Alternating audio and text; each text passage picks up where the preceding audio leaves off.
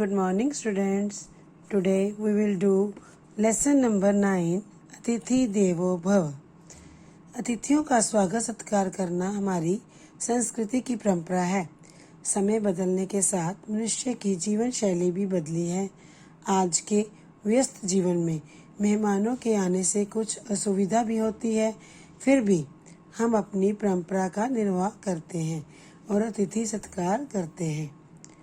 इसमें लेखक ने कहा है कि मैं नाम नहीं बताऊंगा, पर कुछ बड़े लोगों के बारे में मैंने सुना है कि वे कभी खाना अकेले नहीं खाते।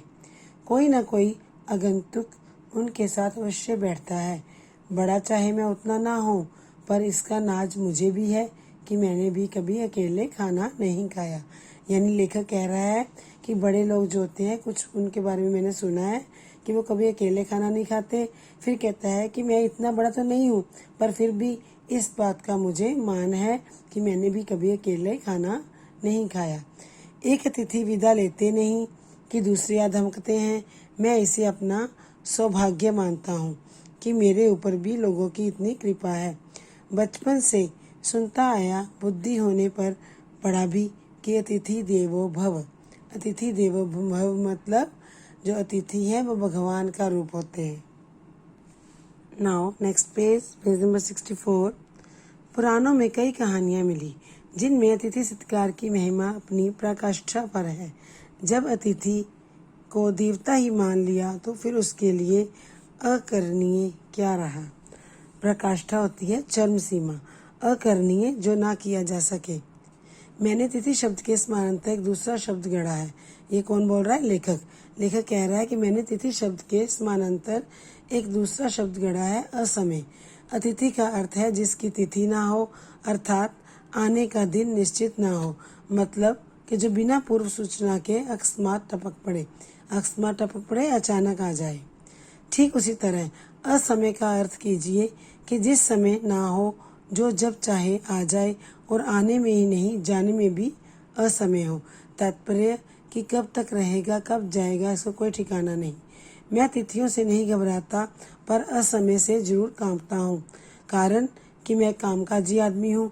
इस युग में कौन कामकाजी नहीं है? जिसको देखिए वही व्यस्त है। व्यस्तता के मारे सभी परेशान हैं। आजकल बड़प्पन दिखाने के जो कई साधन हैं, उनमें एक ये कहना भी कि क्या बताऊं साहब, खाना खाने तक की फुर्सत नहीं मिलती। यानी लोग इसमें अपना बड़प्पन मानते हैं कि कहते हैं कि हमें फुर्सत ही नहीं किसी काम की।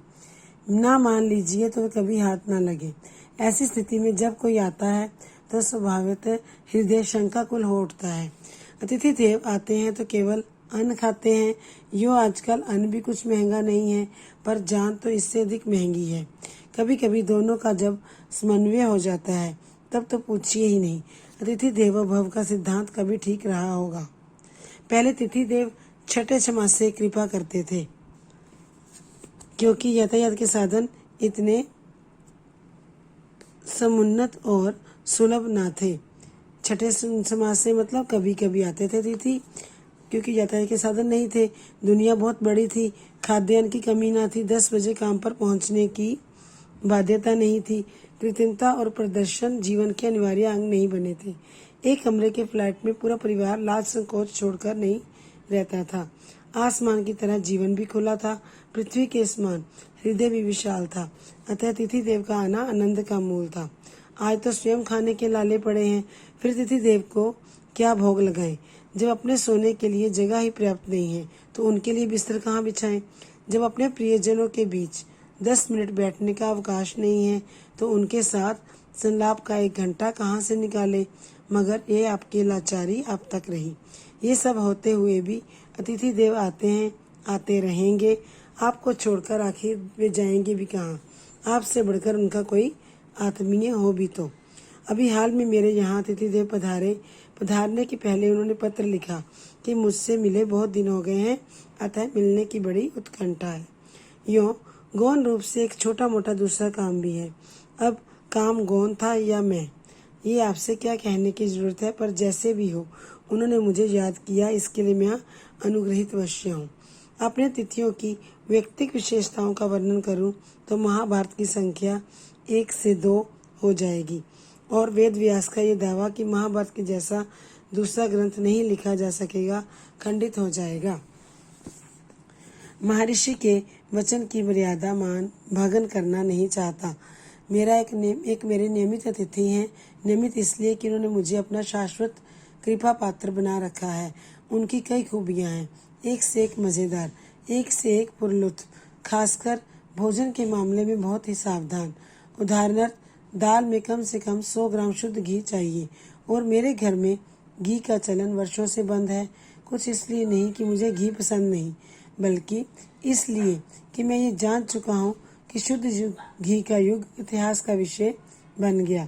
भगवान ने आंखें दी है देखने को, बुद्धि दी है समझने को, इनके रहते मैं अंधा बनूं ये मुझे स्वीकार नहीं। अतः जब कोई कहता है कि बाजार से खरीदकर शुद्ध घी खाता है, तो पहुँचे हुए संत की तरह मैं केवल चुप रह जाता हूँ या कभी हल्के मुस्कुरा देता हूँ। अब मैं एक ही प्रमाण पर विश्वास करता हूँ और जो है प्रत्यक्ष। शेष प्रमाण दार्शनिक चर्चा के लिए ही उपयोगी हैं। पत्नी बीमार है, नौकर 1 हफ्ते की छुट्टी लेकर घर गया, 3 महीने हो गए। जब तक वह नहीं आता तब तक स्वयं सेवक बनकर रहना है। महीने का अंतिम सप्ताह है और मैंने जो कहा वह क्या मुझ पर भी उतना ही लागू नहीं है? आखिर मैं भी तो किसी का अतिथि होता हूँ। तो बेटा ये थी स्टोरी अतिथि देवो भव। In next video we will do exercise of this lesson. तब तक आपने ये लेसन अच्छी तरह से पढ़ना है और समझना है। एक्सरसाइज हम नेक्स्ट वीडियो में करेंगे। ओके बेटा, have a nice day. Thank you.